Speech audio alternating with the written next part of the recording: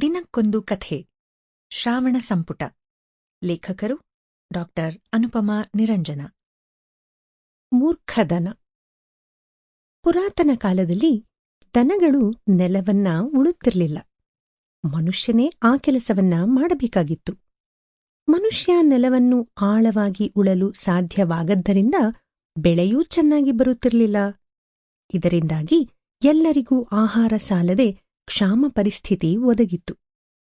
ಇದನ್ನು ನೋಡಿದ ದೇವರು ಮನುಷ್ಯರಿಗೆ ಹೇಗಾದರೂ ಸಹಾಯ ಮಾಡಬೇಕೆಂದು ಯೋಚಿಸಿದ. ದನ ಆಗ ಆಕಾಶದಲ್ಲಿ ಒಂದು ನಕ್ಷತ್ರವಾಗಿತ್ತು. ನಕ್ಷತ್ರವನ್ನು ಕರೆದು ದೇವರು ಹೇಳಿದ, ನೀನು ಭೂಲೋಕಕ್ಕೆ ಹೋಗಿ ಮನುಷ್ಯರಿಗೆ ಹೇಳು, ಕಷ್ಟಪಟ್ಟು ದುಡೀರಿ ಮತ್ತು 3 ದಿನಕ್ಕೊಮ್ಮೆ ಊಟ ಮಾಡಿ ಅಂತ. ಆಗಲಿ ಮಹಾಪ್ರಭು ಎನ್ನುತ್ತಾ ದನ ನಕ್ಷತ್ರ ಭೂಲೋಕಕ್ಕೆ ಹೋಯಿತು. ದೇವರು ತನ್ನನ್ನು ದೂತನನ್ನಾಗಿ ಕಳಿಸಿದ್ದಾನೆ ಎಂದು ಅದಕ್ಕೆ ಅಹಂಕಾರ ಹುಟ್ಟಿತು. ಆ ಮದದಲ್ಲಿ ದೇವರು ಹೇಳಿದ ಮಾತುಗಳೇ ಅದಕ್ಕೆ ಮರೆತು ಹೋಯಿತು.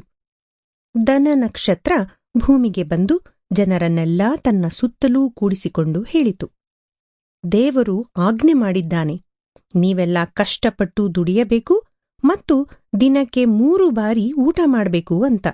ಅದರಂತೆ ನಡೆದುಕೊಳ್ಳಿ. ಹಸಿದ ಮನುಷ್ಯರು ಇದರಿಂದ ತುಂಬಾ ಸಂತೋಷಪಟ್ಟರು. ದೇವರನ್ನು ಕೊಂಡಾಡಿದರು. ದನ ನಕ್ಷತ್ರ ದೇವಲೋಕಕ್ಕೆ ಹೋದೊಡನೆಯೇ ದೇವರು ಅದರ ಮರೆವಿಗೆ ಬೈದದ್ದಲ್ಲದೆ, ದಿನಕ್ಕೆ 3 ಊಟ ಅಂತ ನೀನು ಹೇಳ್ದೆ, ಆ ಮಾತಿಗೆ ನಾವೀಗ ತಪ್ಪುವ ಹಾಗಿಲ್ಲ. ಇವತ್ತಿನಿಂದ ನೀನು ಭೂಲೋಕಕ್ಕೆ ಹೋಗಿ ನೆಲವನ್ನು ಉಳಲು ಮನುಷ್ಯರಿಗೆ ಸಹಾಯ ಮಾಡು. ಇದರಿಂದ ಆಹಾರ ಚೆನ್ನಾಗಿ ಬೆಳೆದು 3 ಊಟ ಮಾಡಲು ಸಾಧ್ಯವಾಗ್ತದೆ ಎಂದು ಆಜ್ಞಾಪಿಸಿದ. ಆಗಿನಿಂದ ನೆಲವನ್ನು ಉಳಲು ದನವನ್ನ ಉಪಯೋಗಿಸುತ್ತಾರೆ. ಅದರ ಸಹಾಯದಿಂದಲೇ ಮನುಷ್ಯರಿಗೆ ಹೊಟ್ಟೆ ತುಂಬಾ ಅನ್ನವೂ ದೊರಕಿತು.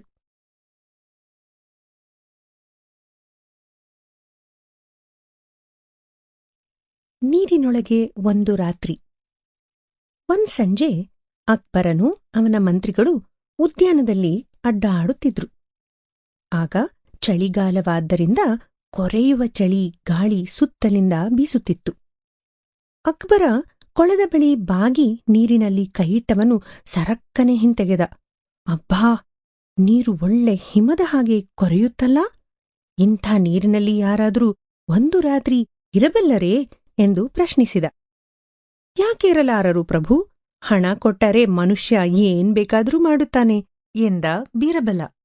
ಹಾಗಾದರೆ ಅಂಥ ಮನುಷ್ಯನನ್ನು ಹುಡುಕು. ಯಾರು ಕೊಳದ ನೀರಿನೊಳಗೆ 1 ರಾತ್ರಿ ಕಳೀತಾರೋ ಅವರಿಗೆ 100 ವರಹ ಬಹುಮಾನವಾಗಿ ಕೊಡ್ತೇನೆ ಅಂದ ಅಕ್ಬರ ಛಲದಿಂದ.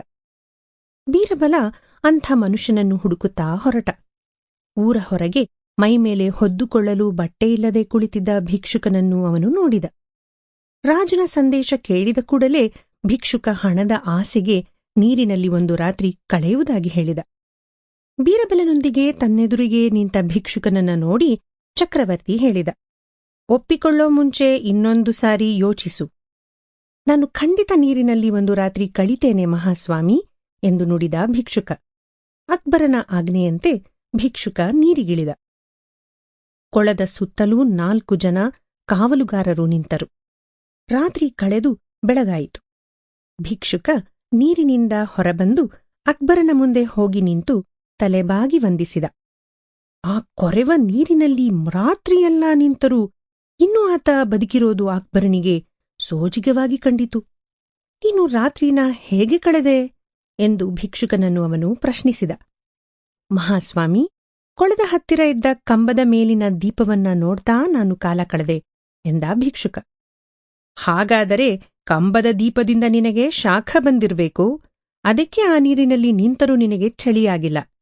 ನಿನಗೆ ಇನಾಮು ಕೊಡೋದಿಲ್ಲ, ಹೋಗು ಎಂದು ಭಿಕ್ಷುಕನನ್ನು ಅಕ್ಬರ ಹೊರಹಾಕಿದ. ಭಿಕ್ಷುಕ ಅಳುತ್ತಾ ಬೀರಬಲನ ಬಳಿಗೆ ಬಂದು ತನ್ನ ಹಣ ಕೊಡಿಸಬೇಕಾಗಿ ಕೇಳಿದ. ಹೆದರಬೇಡ, ಕೊಡಿಸ್ತೇನೆ ಎಂದು ಬೀರಬಲ ಸಮಾಧಾನ ಹೇಳಿ ಅಭಯವಿತ್ತ. ಅಂದು ಮಧ್ಯಾಹ್ನದ ದರ್ಬಾರಿಗೆ ಬೀರಬಲ ಬರಲಿಲ್ಲ. ಬೀರಬಲನನ್ನು ಕರೆತನ್ನಿ ಎಂದು ಸೇವಕರಿಗೆ ಆಜ್ಞೆ ಮಾಡಿದ ಅಕ್ಬರ. ಬೀರಬಲನ ಮನೆಗೆ Sample complete. Ready to continue?